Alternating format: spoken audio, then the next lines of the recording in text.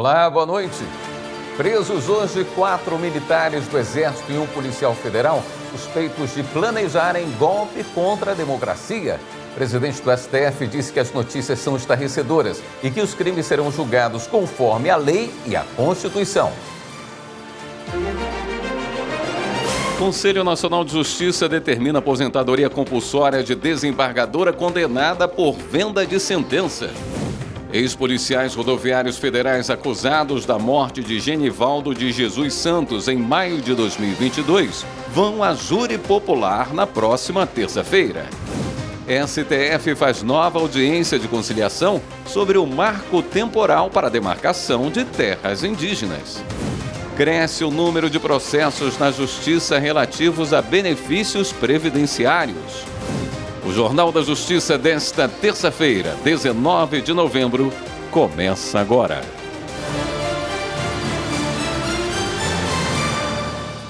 O Conselho Nacional de Justiça determinou a aposentadoria compulsória da desembargadora Lígia Maria Ramos Lima. Ela foi condenada no processo administrativo por venda de sentença. Quem acompanhou o julgamento foi a repórter Carolina Chaves. A desembargadora do Tribunal de Justiça da Bahia foi investigada na Operação Faroeste, que apura esquema de venda de decisões no tribunal em processos para regularização fundiária na região oeste do estado. As investigações apontam que a magistrada fazia parte de uma organização criminosa de vendas de sentenças e de lavagem de dinheiro. Lígia Maria Lima foi presa preventivamente e afastada de suas funções em dezembro de 2020. Em junho de 2021, o STJ revogou a prisão e manteve medidas cautelares alternativas. No CNJ, a defesa da magistrada alegou que as investigações não conseguiram comprovar o envolvimento dela na interferência de decisões e que o Ministério Público arquivou o caso. A defesa ainda afirmou que o voto da magistrada no julgamento não interferiu no resultado da decisão. Para o conselheiro João Paulo Chouquer, relator do processo administrativo, as provas apresentadas são mais que suficientes. Ele citou depoimentos de testemunhas que presenciaram os filhos da desembargadora intermediando negociações para decisões em processos de interesse deles. Segundo o relator, o COAF, Conselho de Controle de Atividades Financeiras, identificou movimentação de mais de 24 milhões de reais nas contas de um dos envolvidos. Entendo que Lígia, no exercício da sua atividade jurisdicional perante o Tribunal de Justiça, adotou posturas absolutamente contrárias aos deveres da magistratura, tendo recebido influência e orientações dos seus filhos, Rui e Arthur, intermediadas aí pelo colaborador Júlio César, e entendo que ela acolheu e permitiu essa intermediação a partir do comprovado interesse no acompanhamento dos processos, os quais eram assim capitaneados em razão dos elevados valores envolvidos. Todos os demais conselheiros acompanharam o voto do relator. E durante a sessão desta terça-feira, o presidente do Supremo Tribunal Federal e do Conselho Nacional de Justiça, ministro Luiz Roberto Barroso, homenageou a Associação Nacional dos Magistrados da Justiça do Trabalho, ANAMATRA, que completou 48 anos hoje. Barroso ressaltou a importância da Justiça do Trabalho no esforço para combater as desigualdades sociais. A ANAMATRA tem uma atuação extremamente importante na defesa da justiça do trabalho e nos interesses legítimos dos magistrados do trabalho. Eu mesmo sou testemunha de quantas vezes recebi representantes da ANAMATRA na minha condição de ministro do Supremo Tribunal Federal, sempre com as preocupações próprias do interesse da proteção do trabalho, do trabalhador, com uma visão social extremamente importante. E eu queria aqui reiterar, em meu nome pessoal e do Conselho Nacional de Justiça, a importância da justiça do trabalho num país desigual como é o Brasil, de relações assimétricas entre empregadores e empregados, como existe no Brasil, e, portanto, exaltar a justiça do trabalho, o papel dos seus juízes e da sua representação de classe aqui apresentada por Vossa Senhoria. O Supremo Tribunal Federal realizou a 10ª audiência de conciliação que discute a lei do marco temporal para a demarcação de terras indígenas. Na ocasião, a FUNAI apresentou propostas de alteração da lei. Acompanhe na reportagem de Carolina Chaves. A FUNAI propôs alteração da Lei 14.701 de 2023 e dos critérios que definem terras tradicionalmente ocupadas. Segundo a Fundação, o texto deve considerar como tal aquelas necessárias para a reprodução física e cultural de costumes e tradições dos povos originários, excluindo o marco temporal. A lei questionada prevê que os povos indígenas têm direito apenas às terras que já ocupavam ou disputavam na data da promulgação da Constituição de 88. A FUNAI propôs ainda que a comprovação dos elementos de territórios indígenas seja com base em estudos multidisciplinares. As discussões devem continuar na próxima audiência, marcada para o dia 25 de novembro. O ministro Alexandre de Moraes pediu vista e adiou o julgamento de um recurso sobre a preferência de pagamento dos honorários advocatícios em relação aos créditos tributários. A análise começou no plenário virtual. O recurso é para tentar reverter decisão do Tribunal Regional Federal da 4ª Região, que definiu que é inconstitucional o trecho do Código de Processo Civil, que determina que o pagamento dos honorários é prioridade. O escritório, que entrou com o pedido, alega que os honorários têm natureza alimentar. O recurso tem repercussão geral. No julgamento em plenário virtual, o relator, ministro Dias Toffoli, votou pela constitucionalidade do artigo do Código. Toffoli defendeu a seguinte tese: é formalmente constitucional o parágrafo 14 do artigo 85 do Código de Processo Civil, no que diz respeito à preferência dos honorários advocatícios, inclusive contratuais, em relação ao crédito tributário, considerando-se o teor do artigo 186 do Código Tributário Nacional. O ministro Gilmar Mendes também votou. Para o decano, o trecho da lei é constitucional, mas propôs um teto para a prioridade dos valores. Com o pedido de vista, o julgamento está suspenso. O Ministério Público Federal pediu informações ao governo de Rondônia sobre a cobertura vacinal de crianças no estado. A região registrou baixa no número de imunizações. Márcio Fontinelli. A Agência de Vigilância Sanitária em Rondônia recebeu do Ministério Público Federal um ofício para apresentar as informações sobre a cobertura vacinal entre os anos de 2019 e 2023 no estado. Além de comprovar se tem protocolo de orientação às escolas públicas e particulares para a apresentação de comprovante de vacinação recomendada para crianças e adolescentes, o MPF cobrou da agência as medidas adotadas para combater a baixa imunização infanto-juvenil. A Secretaria Estadual de Educação de Rondônia, de mais 3 municípios, também terão que informar os procedimentos que adotam para pedir a comprovação de vacinação de estudantes. A seguir, policiais rodoviários vão a júri popular no caso Genivaldo Santos. E ainda hoje, presos 4 militares do Exército e um policial federal suspeitos de planejarem golpe contra a democracia. Voltamos já.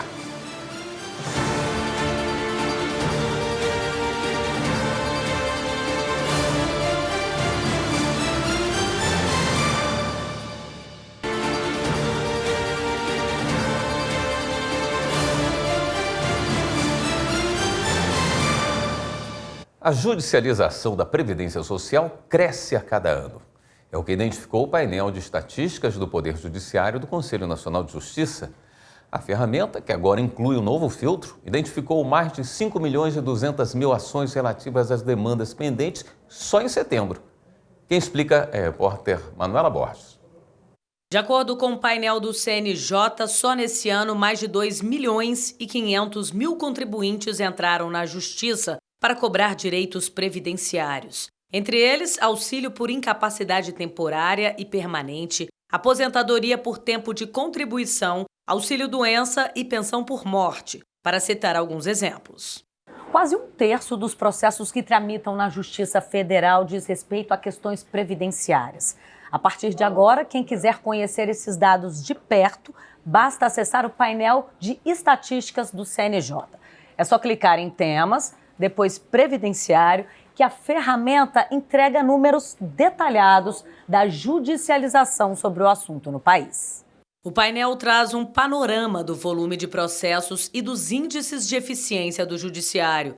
O instrumento permite monitorar mês a mês o número de novos casos, os julgados, baixados e pendentes, além de apresentar indicadores como a taxa de congestionamento e o tempo médio de tramitação das ações. A ferramenta ainda permite visualizar a série histórica de cada indicador. Nesse quesito, apesar da estatística apresentar um gráfico crescente da judicialização dos benefícios previdenciários, os números também indicam que os juízes trabalham praticamente na mesma proporção em que ingressam novas ações no sistema. Só em 2024, mais de 2.200.000 processos foram julgados. E os tribunais deram baixa em quase 2.200.000 litígios, quando os processos são concluídos ou transferidos para outra jurisdição. Quanto ao tempo, as ações previdenciárias levam quase 1 ano para serem julgadas e 394 dias para receber baixa. Já o tempo médio de tramitação dos casos pendentes é de 746 dias. O painel Estatísticas é uma ferramenta desenvolvida pelo programa Justiça 4.0, com o objetivo de conhecer os dados do judiciário para entender os gargalos e buscar soluções para tornar a justiça um serviço mais ágil e eficiente. Polícia desmonta organização criminosa ligada à venda de peças roubadas. Força Integrada de Combate ao Crime Organizado desarticula organização ligada ao tráfico de drogas. E policiais rodoviários vão a júri no caso Genivaldo Santos. Os 3 ex-policiais rodoviários federais acusados da morte de Genivaldo de Jesus Santos em maio de 2022, durante uma abordagem policial no município de Umbaúba, em Sergipe, vão a júri popular no dia 26 deste mês. Genivaldo era esquizofrênico e foi trancado por policiais em uma viatura da PRF cheia de fumaça de gás lacrimogênio. O julgamento inicia às 8 horas no Fórum Estadual da Comarca de Estância. A previsão inicial é de que o júri popular dure 7 dias corridos. Paulo Rodolfo Lima Nascimento, Kleber Nascimento Freitas e William de Barros Noia respondem pelos crimes de tortura e homicídio triplamente qualificados.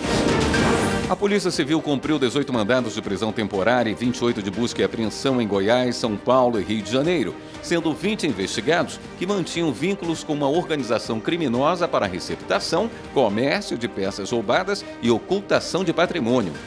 Com articulação em São Paulo e Rio de Janeiro, um lojista goiano do ramo de peças usou dados de laranja para abertura de empresa, movimentando valores na conta de terceiros e promovendo a compra e venda de peças de veículos roubados e furtados.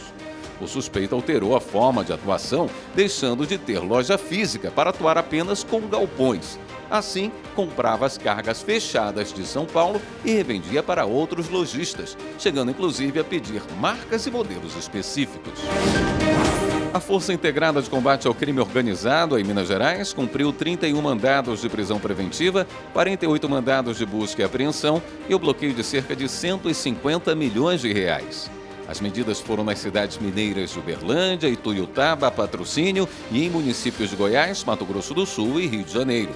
O grupo atuava no tráfico interestadual de entorpecentes e era responsável pela aquisição e transporte de grandes quantidades de drogas no Mato Grosso do Sul para o Triângulo Mineiro.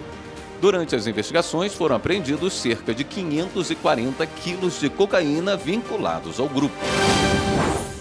Agora você vai ver uma decisão da 3ª turma do Superior Tribunal de Justiça sobre um recurso de uma associação de moradores de Mato Grosso do Sul. Samanta Peçanha. Ao darem provimento ao recurso especial de uma associação de moradores, os ministros da 3ª turma do STJ estabeleceram que é possível modificar o polo passivo de uma ação judicial mesmo após a fase de saneamento, quando o magistrado organiza e prepara o caso para a produção de provas. E essa mudança pode ser feita sem a autorização do réu. Mas, segundo esse entendimento, não se pode mudar o pedido nem o conjunto de fatos e leis que justificam o pedido. Assim, no caso julgado, a Associação de Moradores pôde incluir no polo passivo de uma execução 2 empresas que seriam as verdadeiras donas de um lote com taxas em atraso. Ambas já atuavam no processo como terceiras interessadas. Antes do julgamento no STJ, o Tribunal de Justiça de Mato Grosso do Sul havia decidido que a alteração do polo passivo na execução seria incabível, pois já havia passado muito tempo desde a estabilização do processo. Ainda conforme a Corte estadual, a associação deveria ajuizar uma nova ação de execução contra as empresas. No STJ, a relatora do caso, ministra Nancy Andrighi, destacou que, embora tenha se passado um tempo considerável entre o saneamento do processo e a alteração do polo passivo, não há vedação legal a essa mudança. Segundo a relatora, isso ocorre porque o atual Código de Processo Civil, acompanhando a evolução jurisprudencial, não menciona mais a obrigação de serem mantidas as partes do processo após a citação. Além disso, a ministra observou que o ajuizamento de uma nova ação para mudar o polo passivo só adiaria o julgamento do mérito e traria maior prejuízo às partes. O Superior Tribunal de Justiça decidiu que juízo não pode agravar cumprimento da pena decorrente de acordo de colaboração premiada. Jáfer Araújo. O entendimento consolidado pelo STJ foi reafirmado pela 5ª turma do tribunal ao decidir que o cumprimento da pena decorrente de delação premiada segue os termos do acordo e não as regras previstas na Lei de Execução Penal. O caso julgado foi o de um homem condenado a 7 anos de prisão por corrupção passiva e ocultação de bens. A partir do acordo de delação premiada com o Ministério Público Federal, a pena foi dividida em 3 fases. Na primeira, ele deveria cumprir 1 ano e meio em prisão domiciliar. Na segunda fase, 2 anos e meio de prestação de serviços comunitários com recolhimento domiciliar em feriados e fins de semana. E na terceira, 3 anos em regime aberto. No entanto, ao homologar a progressão para a última fase, o juízo da execução da pena verificou que os serviços à comunidade não foram prestados em todo o período acordado e determinou que o saldo remanescente fosse cumprido no regime aberto, além de impor o recolhimento noturno nos moldes do estabelecido pela Lei de Execuções Penais. No STJ, o ministro relator na 5ª turma, Joel Ilan Paciornik, destacou que a Corte Especial havia se pronunciado no sentido de que a privação de liberdade resultante do acordo de delação não tem natureza jurídica de sanção penal e, desta forma, o cumprimento não se sujeita às regras previstas na Lei de Execuções Penais. O ministro ressaltou que, se o acordo de delação foi descumprido, ele deve ser revogado com posterior denúncia do Ministério Público e regular andamento da ação penal até a sentença. Os demais ministros da turma seguiram o relator e decidiram revogar as medidas extras determinadas pelo juiz de execução penal e ordenar que o cumprimento da terceira fase do acordo de delação se restrinja aos termos ajustados com o Ministério Público. Daqui a pouco, no Dia da Consciência Negra, as ações antirracistas do Tribunal de Justiça de Minas Gerais. E ainda, presos 4 militares do Exército e um policial federal suspeitos de planejarem golpe contra a democracia. Voltamos já.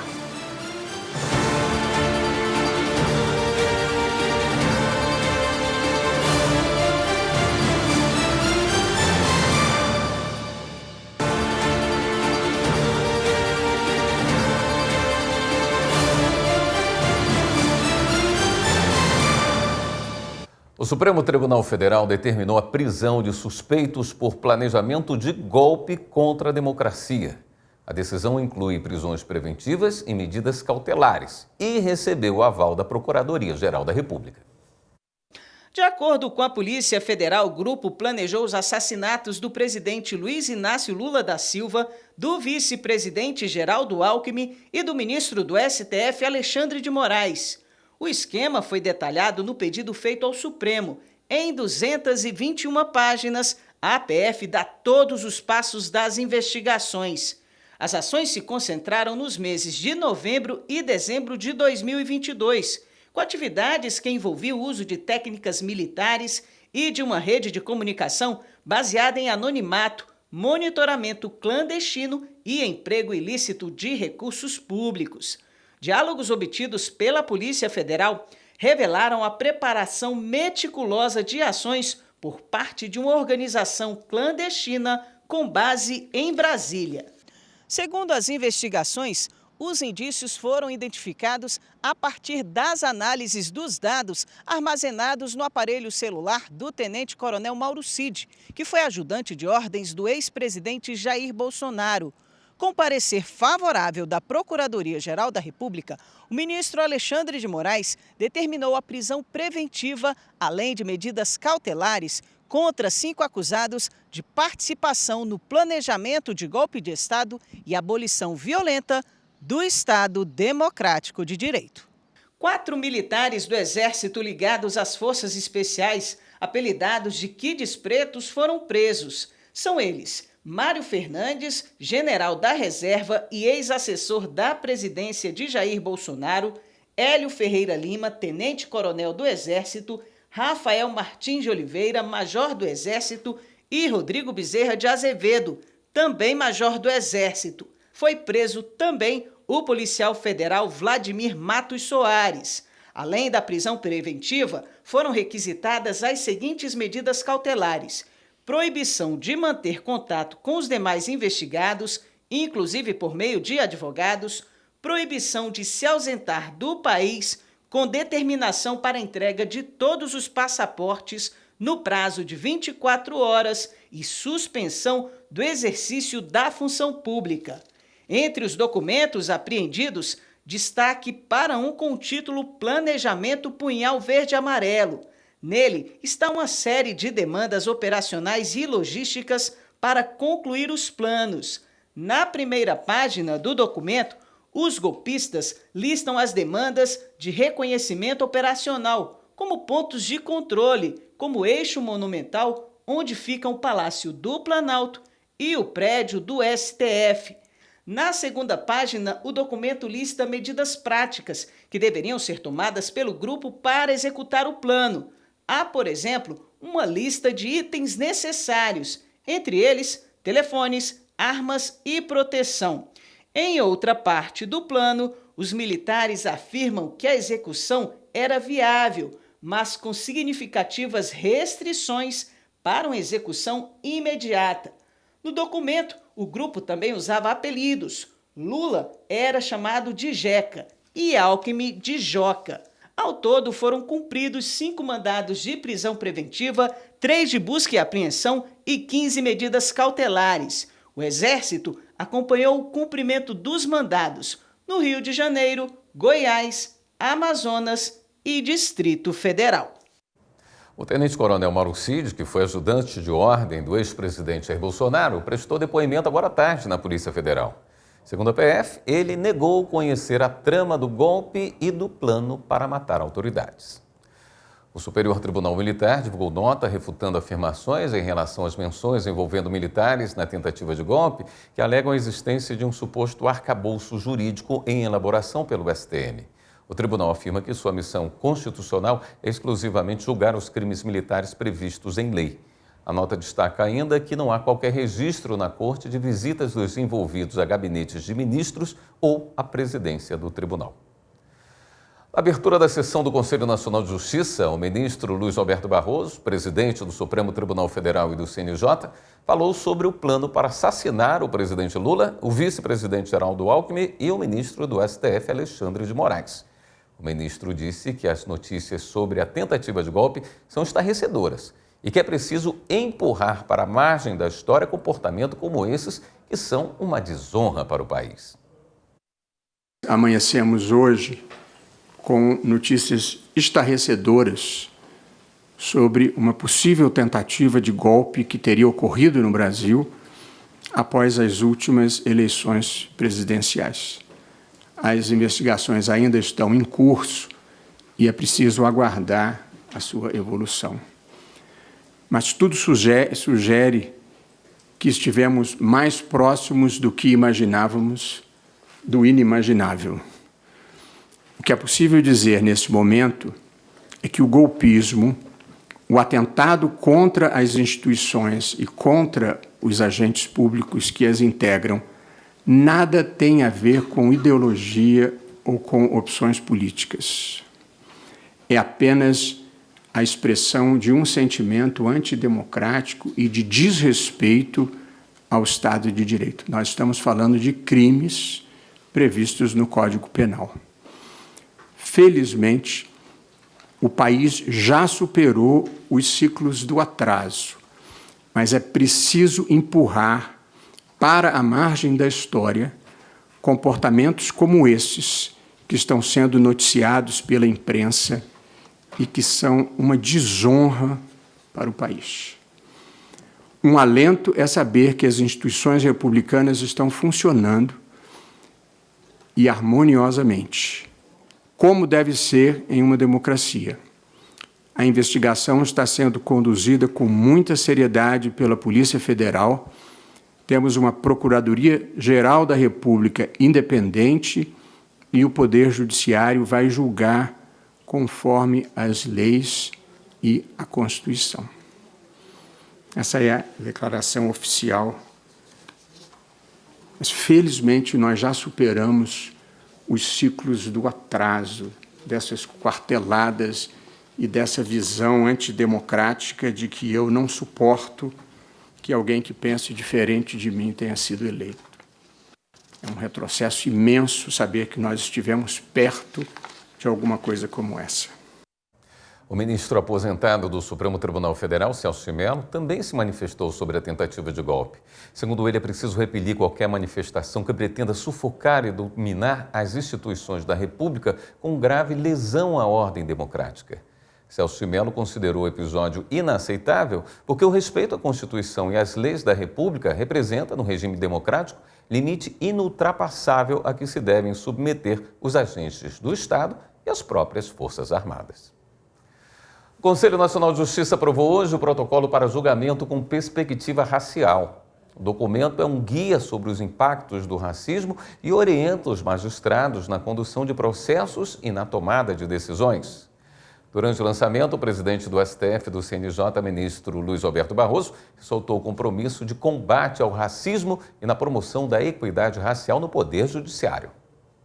As ações afirmativas todas se justificam por uma dívida histórica de uma população herdeira de um povo que veio escravizado para o Brasil, trazido à força, e que depois sofreu uma abolição absolutamente irresponsável, sem inclusão social, sem educação, sem renda, sem terras, e, portanto, nós temos essa obrigação.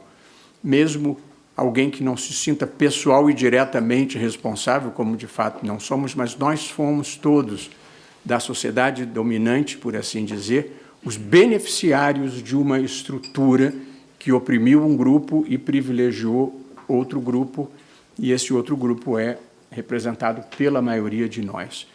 E, além de tudo, e é muito importante chamar a atenção para isso, nós precisamos criar símbolos de sucesso de pessoas negras na iniciativa privada e na vida pública, para que elas funcionem como modelo, como inspiração para os jovens que têm essa identidade e que possam se mirar nos bons exemplos e não nos maus exemplos que muitas vezes têm por perto. Pela primeira vez, o 20 de novembro será feriado nacional. A data ficou marcada pela morte de Zumbi, o líder do Quilombo dos Palmares, em 1695. No Tribunal de Justiça de Minas Gerais, o Dia da Consciência Negra também desperta reflexão e ações antirracistas. Acompanhe com Kátia Matos. A equidade racial é uma referência à igualdade de oportunidades, especialmente para as pessoas negras, que historicamente foram e ainda são as mais excluídas da sociedade. O Conselho Nacional de Justiça lançou um painel de monitoramento da justiça racial. A ferramenta apresenta uma visão da atuação do Poder Judiciário sob a perspectiva racial. Os números mostram que hoje trabalham no segmento de justiça brasileira quase 300 mil pessoas. Desse total, pouco mais de 74 mil são negras, o que representa menos de 25%. O painel indica também que na magistratura a diferença é ainda maior. Entre os mais de 18 mil magistrados do país, menos de 2.500 são negros. Isso corresponde a pouco mais de 13% do total. Na Semana da Consciência Negra, um webinário promovido pelo Tribunal de Justiça de Minas Gerais debateu o tema da equidade racial. Para que a gente possa evoluir nessa questão do racismo, é preciso que dentro de nós trabalhemos que temos preconceitos, que temos racismo dentro de nós. Então, é preciso combater esse racismo não só com cotas, com admissão de juízes e servidores negros, mas de combater. Foram discutidas ações de enfrentamento e políticas afirmativas para que as pessoas negras tenham as mesmas oportunidades. E aí é muito importante isso ser trazido aqui para o tribunal, até para a gente entender das consequências desse distanciamento da diversidade nos nossos postos de tomada de decisão. A juíza auxiliar da presidência do TJMG, Mariana de Lima Andrade, destacou a importância da diversidade, especialmente dentro do judiciário. A própria jurisprudência, na hora que a gente forma as nossas decisões, a gente consegue um ganho qualitativo muito grande quando a gente participa essas pessoas do nosso momento decisório. No momento em que elas vão efetivamente decidir nos autos e integrar os processos ainda como servidores, eles vão trazer uma visão diferente. Isso vai impactar na nossa jurisprudência, impactar nas decisões judiciais que impactam na vida das pessoas, né? A juíza titular da 5ª Vara do Trabalho do Tribunal de Justiça da Bahia também participou do webinário. Ela ressaltou a necessidade de um esforço conjunto entre todos os poderes para a promoção de políticas voltadas para a equidade racial. Eu acredito que o Judiciário tem dado passos importantes rumo à equidade racial, seja discutindo o assunto, sensibilizando, construindo políticas judiciárias para que isso aconteça, fomentando ações para pavimentar esse caminho de equidade racial. Conhecer, mapear, diagnosticar é importante para que a gente possa aperfeiçoar ainda mais o que já tem sido feito e construído pelo Conselho Nacional de Justiça. A coordenadora de avaliação, monitoramento e aprendizagem do Instituto de Bioética, Viviane Coelho, apresentou os desafios e avanços na luta contra o racismo estrutural. Os marcadores de gênero, de raça e de classe social mostram a diferença de oportunidade que as pessoas têm. Por isso que nós precisamos de ações públicas, né? Ações feitas por essas instâncias de poder. Então, ações feitas no judiciário, políticas afirmativas no judiciário, que garantam que as pessoas que tiveram menos oportunidades de estarem nesses postos de poder da justiça possam ter medidas afirmativas que contribuam para que elas possam alcançar esses espaços também e para que a gente possa ter essa diversidade étnica, racial e de gênero nessa instância de poder. Daqui a pouco, no Rio Grande do Sul, estudantes do ensino médio de Direito participaram de uma experiência prática sobre o funcionamento do Tribunal do Júri. E ainda, um terceiro encontro nacional dos Conselhos Comunitários de Segurança na Escola Superior de Contas do Mato Grosso. Voltamos já.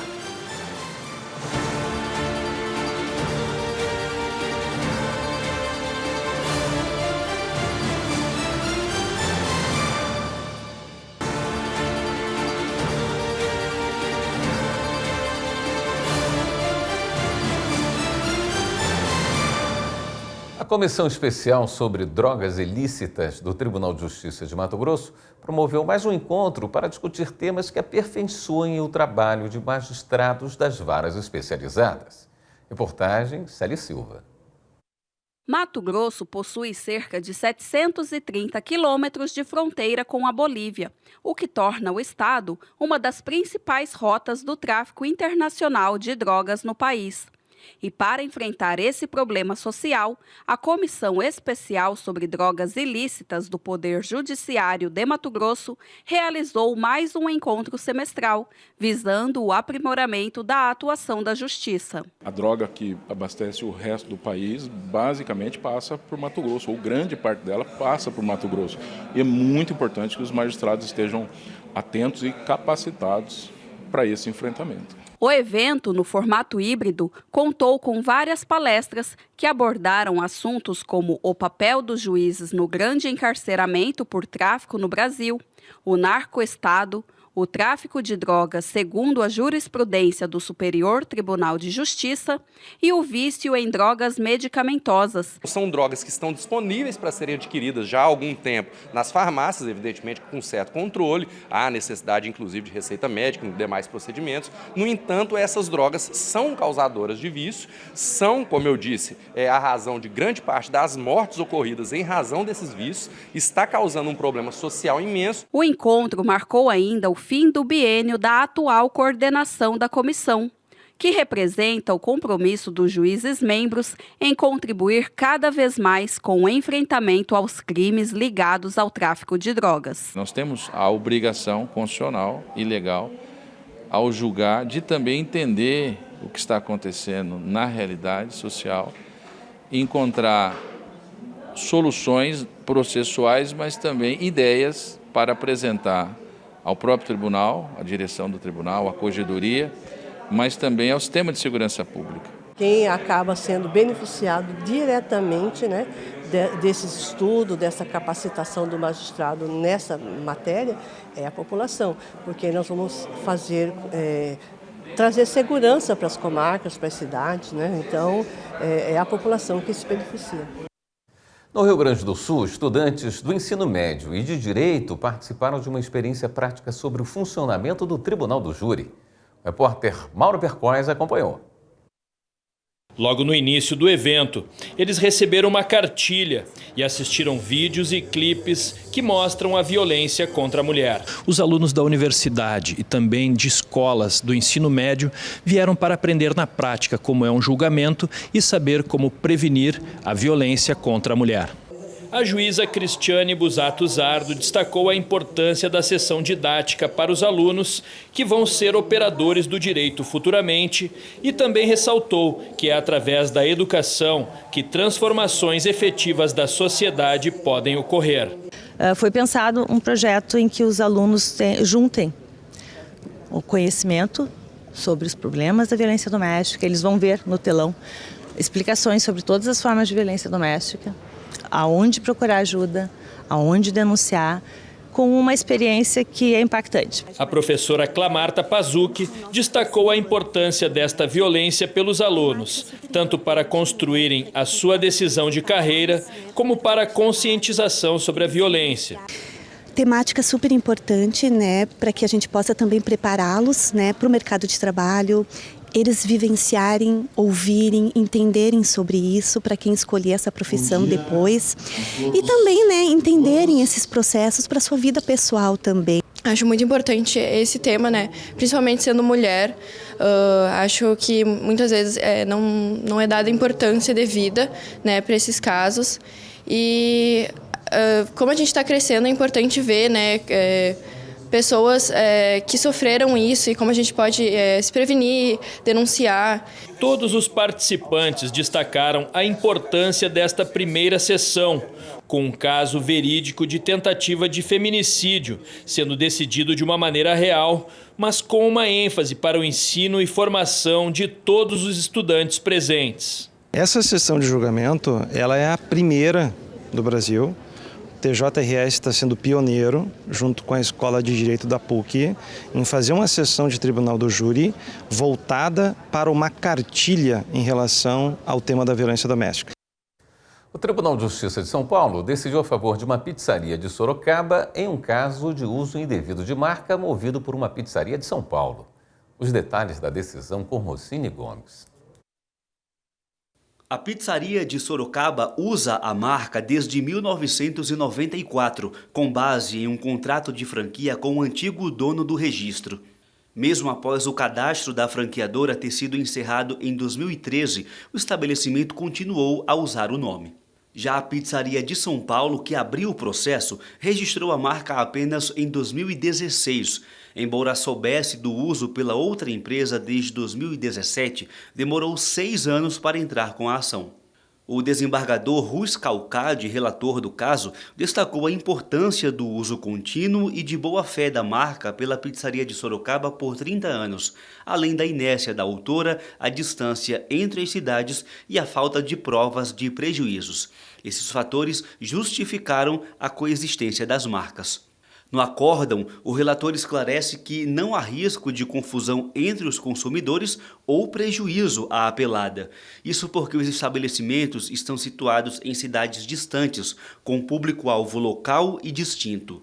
A decisão foi unânime. A presidente do Tribunal de Justiça de Mato Grosso foi homenageada com moeda honorífica durante o 3º Encontro Nacional dos Conselheiros Comunitários de Segurança na Escola Superior de Contas do Estado. Veja como foi na reportagem de Eli Cristina Azevedo. A presidente do Tribunal de Justiça de Mato Grosso, desembargadora Clarice Claudino da Silva, participou do 3º Encontro Nacional dos Conselhos Comunitários de Segurança, CONSEGS, e Federação dos Conselhos, FECONSEGS, na Escola Superior do Tribunal de Contas de Mato Grosso. Durante o evento, que busca o fortalecimento da política de segurança por meio da integração entre os órgãos públicos, a presidente recebeu a moeda honorífica de reconhecimento. Receber essa moeda hoje representa um reconhecimento do esforço que temos feito enquanto Poder Judiciário para participar efetivamente das melhorias e fortalecer os conselhos, que na verdade são aquela força mais próxima da comunidade e que sabe identificar onde está o investimento que tem que ser feito, onde buscar esses recursos. E nisso o Poder Judiciário se engrandece em colaborar. O presidente da Comissão de Segurança e supervisor da Escola de Contas do TCE, conselheiro Valdir Teis, enalteceu a parceria com a Justiça Estadual. A presidente do Tribunal de Justiça, a doutora Clarice, é uma heroína. Todos os eventos ela vem, faz questão de vir, traz o Poder Judiciário, porque ela representa o Poder Judiciário, e para nós isso é muito importante, porque a gente vê um poder junto com o órgão que é o Tribunal de Contas, também buscando soluções para a sociedade. O encontro reuniu representantes de vários estados, trazendo palestras e compartilhamento de experiências para o aprimoramento das políticas públicas do setor. No próximo bloco, o Judiciário de Alagoas conta com nova unidade para conservar documentos históricos. O Supremo Tribunal Federal reconheceu que o Instituto Socioeducativo do Acre não faz parte do Sistema de Segurança Pública Estadual. Voltamos já.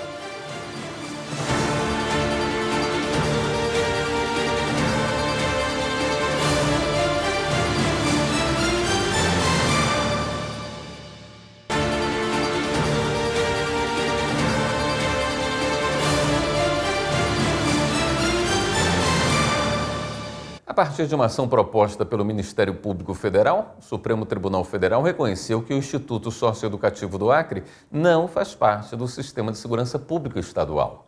As informações com Márcio Fontinelli. Ao questionar no Supremo Tribunal Federal a legalidade do uso de servidores do sistema socioeducativo no efetivo penal e policial, a Procuradoria-Geral da República argumentou que os agentes estão empenhados em reabilitar os jovens infratores a viver em sociedade, ou seja, tem caráter educativo. Já as instituições ligadas à segurança pública são destinadas a ações punitivas e repressivas. Por isso, não cabe atrelar uma função à outra.